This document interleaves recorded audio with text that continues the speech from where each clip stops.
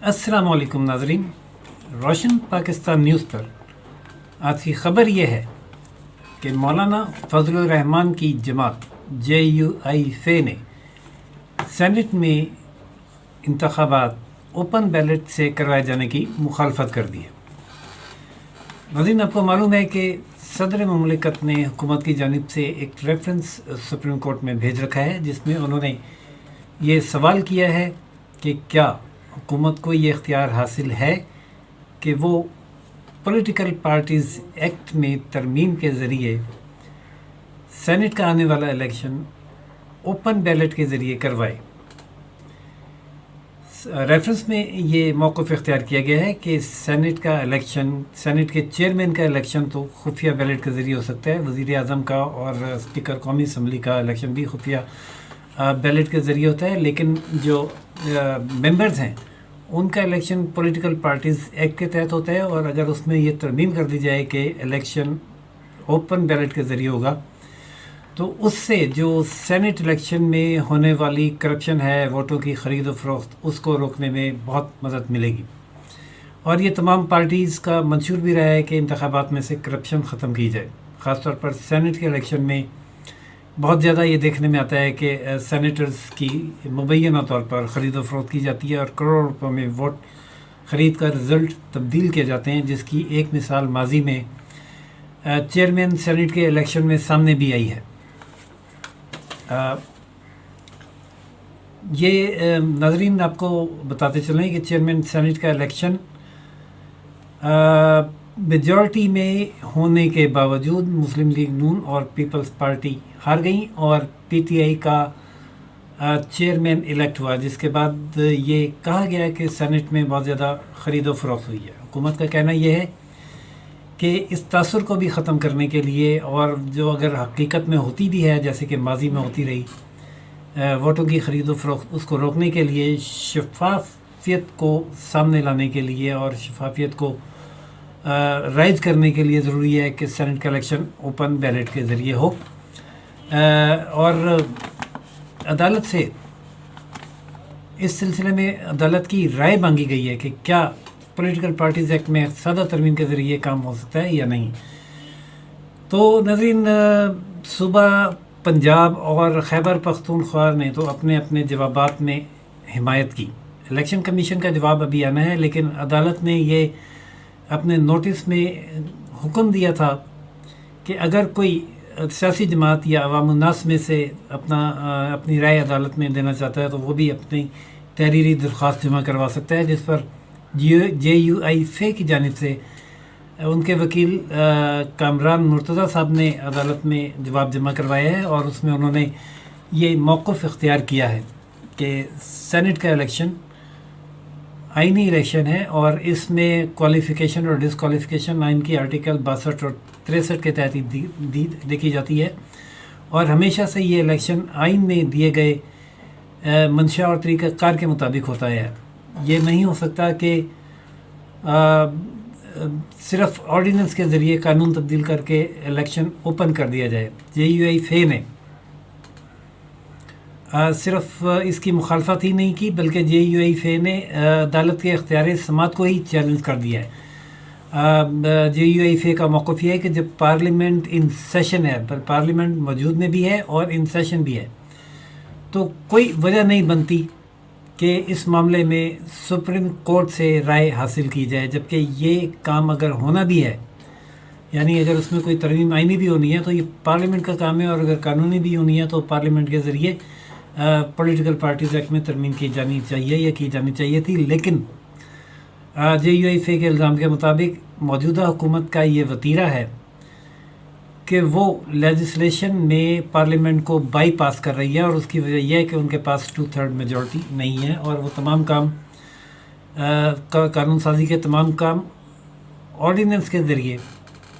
چلائے ہوئے ہیں۔ JUI نے آرڈیننس کے ذریعے حکومت چلانے کے عمل کو بھی صدر مملکت کے اختیارات کا ناجائز استعمال قرار دیا ہے۔ ناظرین، اس کے علاوہ JUI کے علاوہ سینیٹر رضا ربانی نے بھی درخواست جمع کروائی ہے، اور وہ فریق بنے ہیں، اور انہوں نے بھی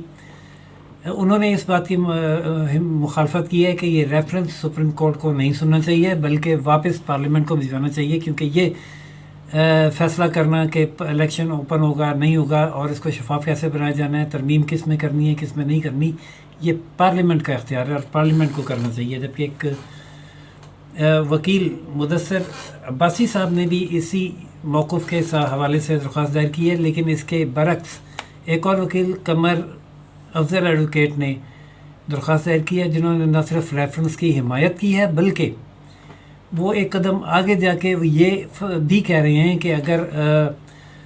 سپریم کورٹ اس کا جواب ریفرنس میں نہیں دے سکتی تو سپریم کورٹ کے پاس اختیار ہے کہ وہ اپنی ایڈوائزری جورسڈکشن میں اس سوال کا جواب دے، اور اس سوال کا جواب اس بات میں بنتا ہے کیونکہ کرپشن ختم کیا جانا ضروری ہے۔ اگرچہ چیف جسٹس نے اس پر یہ کہا ہے کہ یہ سوال ایڈوائزری جورسڈکشن کا نہیں ہے، تو اس پر قمر افضل صاحب نے یہ کہا کہ وہ اس حوالے سے بھی اپنے دلائل پیش کریں گے۔ ناظرین، سندھ کا جواب ابھی آنا باقی تھا۔ سندھ نے ایک ہفتے کی مہلت طلب کی تھی، یہ کہہ کر کے انہیں ریفرنس کی کاپی تاخیر سے ملی ہے، لیکن ایڈوکیٹ جنرل سندھ کی جو میڈیا سے اور روشن پاکستان نیوز سے بات ہوئی، اس میں انہوں نے بتایا کہ سندھ حکومت بھی اس ریفرنس کی مخالفت کرے گی اور یہ موقف اختیار کرے گی کہ سینٹ کا الیکشن سیکرٹ بیلٹ کے ذریعے ہونا چاہیے۔ یہی آئین کا منشا ہے اور آئین ہی کے تحت سینٹ کا الیکشن منعقد ہوا کرتا ہے۔ ناظرین، اس حوالے سے اٹارنی جنرل آف پاکستان سے بھی ہماری بات ہوئی۔ انہوں نے کہا کہ یہ ایک خالصتاً قانونی معاملہ ہے اور اسی لیے ریفرنس سپریم کورٹ کے پاس بھیجا گیا، اور ایسے مثالیں پہلے موجود ہیں کہ عدالتوں نے نہ صرف اپنی رائے دی ہے لیکن بعض معاملات میں پارلیمنٹ کو روکا بھی ہے، جس کی سب سے بڑی مثال حسبہ بل ہے۔ حسبہ بل وہ بل ہے جو جماعت اسلامی صوبہ سرحد میں اسلامی نظام قوانین نافذ کرنے کے حوالے سے لانا چاہتی تھی، لیکن جسٹس افتخار محمد چودھری نے اس کی ابتدائی سماعت کے بعد پہلے تو ریفرنس میں اسٹے جاری کر دیا تھا کہ یہ بل پیش ہی نہیں کیا جا سکتا، جو کہ اپنی نوعیت کی دنیا کی تاریخ میں واحد مثال ہے۔ جبکہ پاکستانی عدالتیں بھی یہی ہمیشہ سے ہولڈ کرتی رہی ہیں کہ کسی پارلیمنٹ کو کوئی بھی قانون بنانے سے روکا نہیں جا سکتا، البتہ بن جانے کے بعد اس کا جائزہ لیا جا سکتا ہے کہ یہ آئین کے مطابق ہے یا نہیں، لیکن حسبہ بل کو پارلیمنٹ میں لانے سے روکا گیا۔ اسی طرح اٹارنی جنرل مثال لیتے ہیں بنگلہ دیش کو تسلیم کیے جانے کی قرارداد کی۔ اس بارے میں بھی جب پارلیمنٹ نے سوال کیا تو کہ کیا وہ تسلیم کیا جانا چاہیے بنگلہ دیش کو یا نہیں، تو اٹارنی جنرل کا کہنا تھا کہ اگرچہ وہ ایک پولیٹیکل کویسچن تھا لیکن پھر بھی وہ کورٹ میں بھیجا گیا ریفرنس کے طور پہ، جبکہ موجودہ کویسچن جو ہے وہ پولیٹیکل کویسچن نہیں ہے بلکہ خالصاً قانونی کویسچن ہے۔ لیکن اٹارنی جنرل کا یہ بھی کہنا تھا میڈیا سے بات کرتے ہوئے کہ اگرچہ یہ خالصاً قانونی سوال ہے لیکن یہ ایک بہت بڑی پولیٹیکل سٹروک بھی ہے، اور وہ پولیٹیکل سٹروک اس حوالے سے ہے کہ اگر یہ ریفرنس منظور ہو جاتا ہے تو الیکشن کو شفاف بنانے کا پورا کریڈٹ عمران خان کو جائے گا، اور اگر یہ ریفرنس مسترد ہوتا ہے تو اس کا ملبہ ان پر پڑے گا جو اس کی مخالفت کر رہے ہیں۔ اور اٹارنی جنرل نے ایک قدم آگے بڑھ کر یہ بھی کہا کہ اس ریفرنس کی مخالفت وہی کریں گے جو الیکشن میں سینٹ الیکشن میں ووٹوں کی خرید و فروخت کرنا چاہتے ہیں۔